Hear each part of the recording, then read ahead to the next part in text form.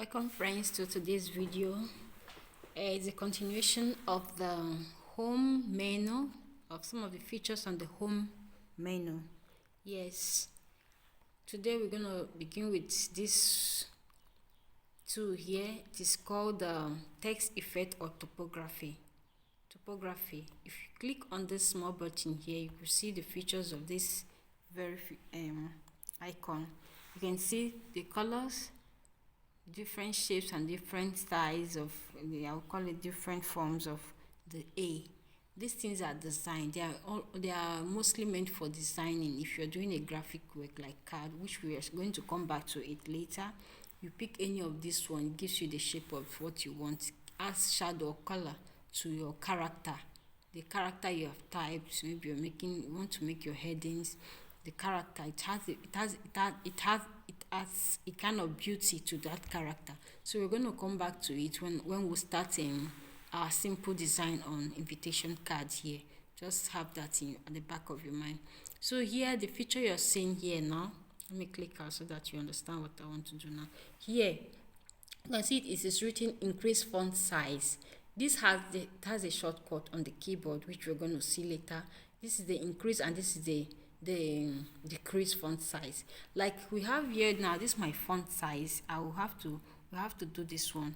But before you do anything, like I said earlier, before you apply any of this to any character typed already, you must highlight them. They must be highlighted before they take effect. So I've highlighted my work here now. I want to increase the font size. I use 16, but I feel that 16 is small for what I really want to do. So I'll have to increase it. If I don't want to come here to just start typing or start scrolling, I'll just come to this point here.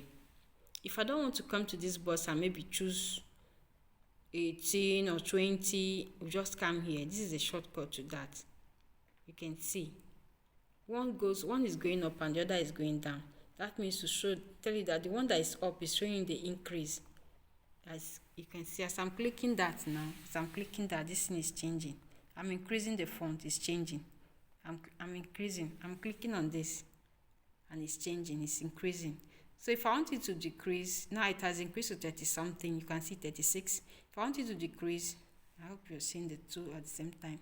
You can see I'm reducing it. It's reducing 22, 20, back to 16. 2 points down or 2 points up. That's how it works. So you can see. So it's just a shortcut. You can just use your mouse and do it and go your way without coming here to stress for scrolling down or scrolling up. That is the function of that.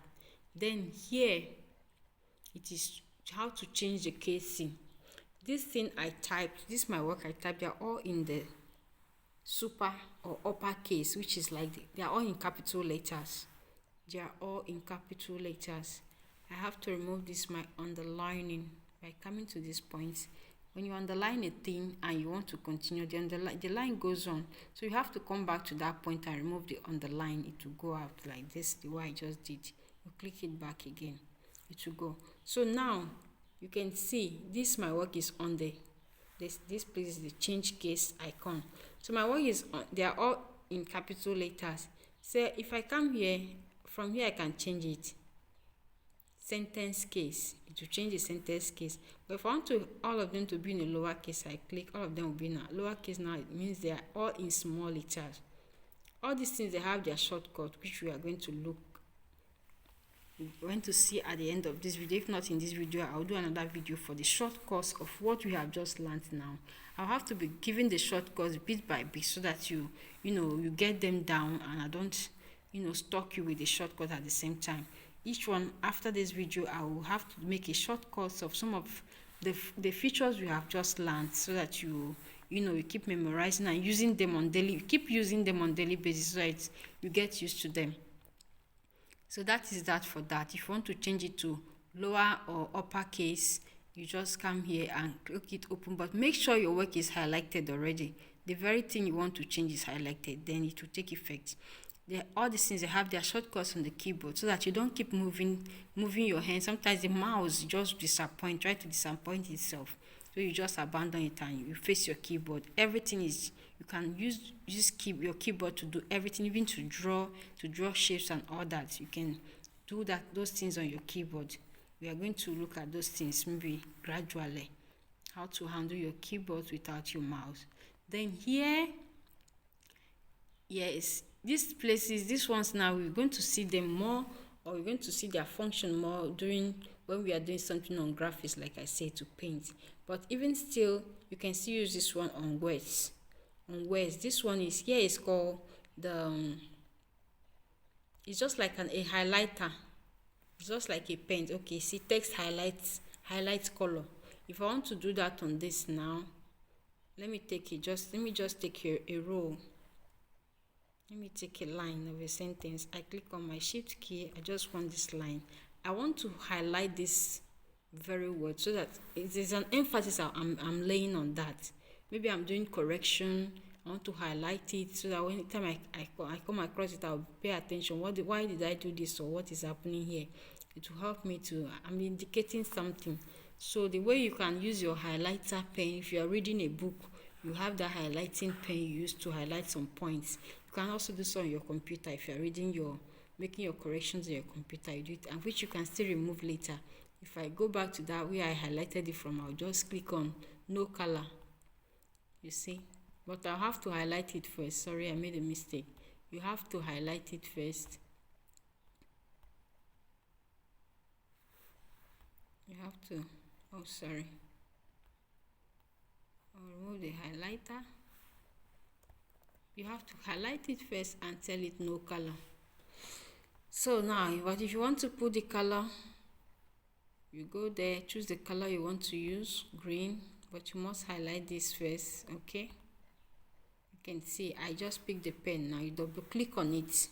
You pick the pen, you double click on it. It's already carrying the color. This one is faster. It highlights the bulk, a bulky work. Just highlight it once. Then here, this one is a color fill, font color. Like each color now, each font, I have to remove this thing back. Each font, if I want to highlight this font, you can see this one highlighted like a shade, giving shade or shadow to this thing. But if I want to highlight the font like a font here is where I can do that. Maybe color like red. Let me give a color that will see very well. You can see the difference between between the two. This is just a font color. It highlights the font, and you can see the font separately from the other. But this one is just a highlighter. It gives a kind of shade, background to the write-up. You can see. So these are the functions of all these features here. This one now is clear off formatting. So if I click on this now, everything I've done here, they are formatting. I'm doing formatting. I'm formatting my work. Maybe I've done the work already. Formatting is specifically used for when you have already finished your work. You're just going through it to beat it into shapes and make it like you build the house, you're doing the finishing touches and all that. So this one clears everything I've done, everything I've given. But this one I have to highlight this work already. It will just clear all the formatting I've done. You can see it's reducing them, taking them back to this thing. The number, the 11, the way this thing came, 11 and all that, all the formatting I did on this very area, it will bring them to normal. The top here, all the formatting that pertains to this part of formatting, not this part now. You can see the color is still remaining and all that. So this color, I have to remove it from the no color and all that. But any formatting I did from this top side, this very bottom, will remove everything. So here we have, if I can point on these things, I will give you bullets. Some people will be typing, I'll be wondering if they see a way. Where did these people get this thing? Where are these things? Where can I get this kind of thing? You can see them. All these things, they are here. They are here. You are typing now. You want to make no. You don't want to use 1, 2, 3, 4, 5 like, giving specification. You don't want to use numbers. You can use bullets. When you come here, you open it. You click on any one you want to use. And by the time you have done the first one, you're typing. And as you're typing, I want us to be seeing this thing, what you're doing. Let me increase my this thing, okay? As you're typing, you're typing, you want to get to another point, you don't need to go back there again. You just click on enter. It will automatically bring out that the very type of bullet you have done.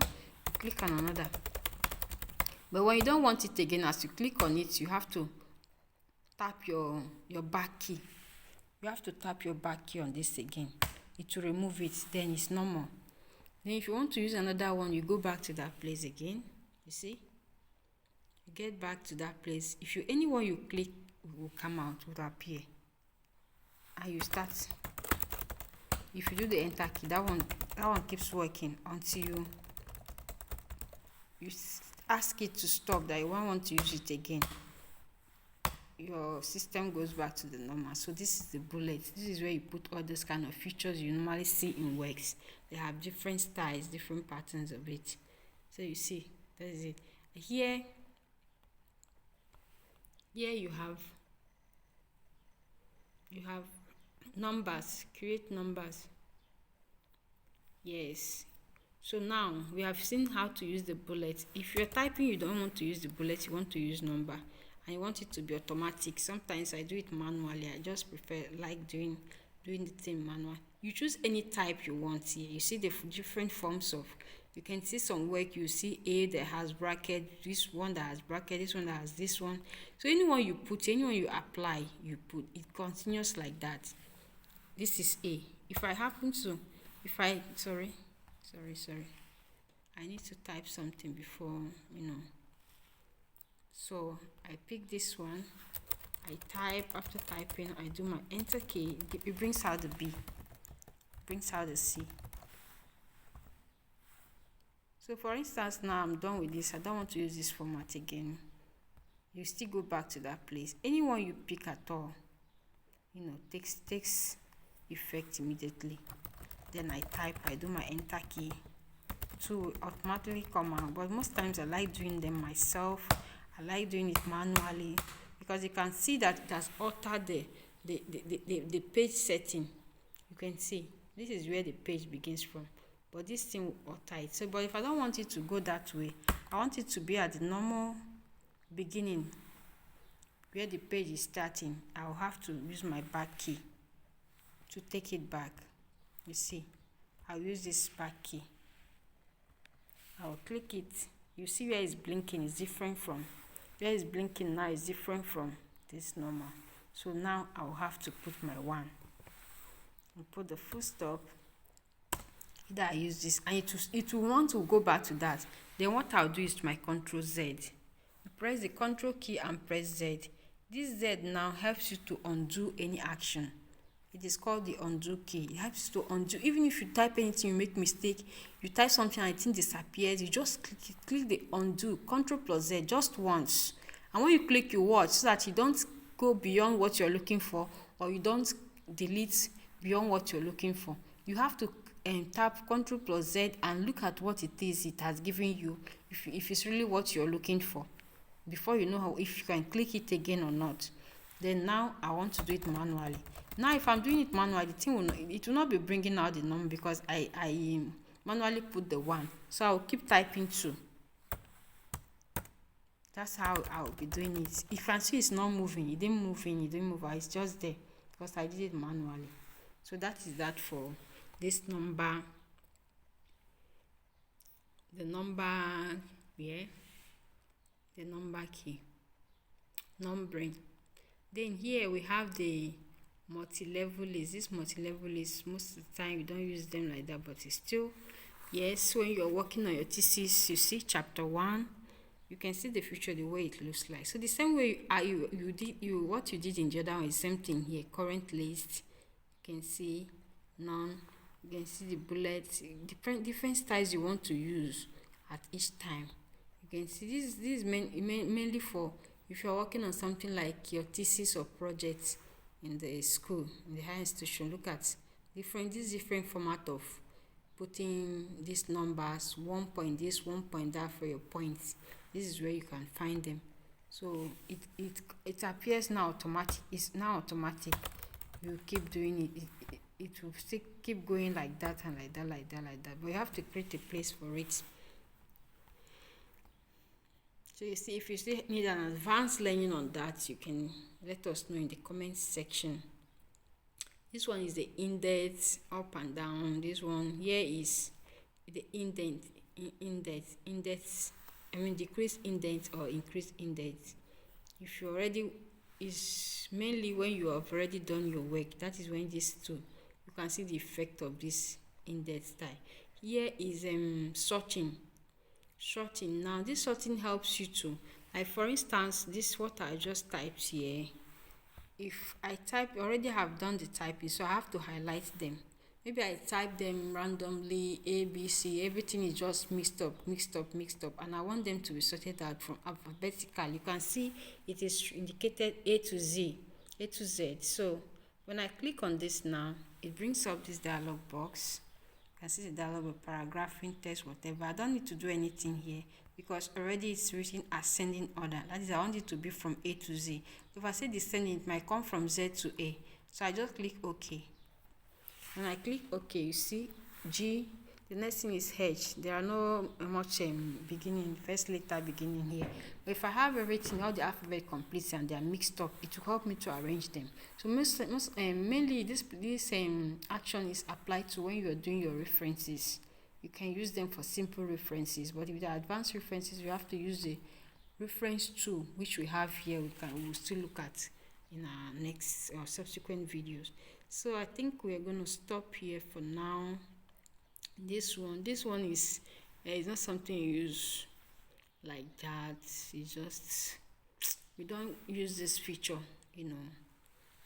very often in Microsoft when we are typing normal typesetting. So for now, in order not to make the video very long, we're going to stop this video here. So see you in our next video. Thank you.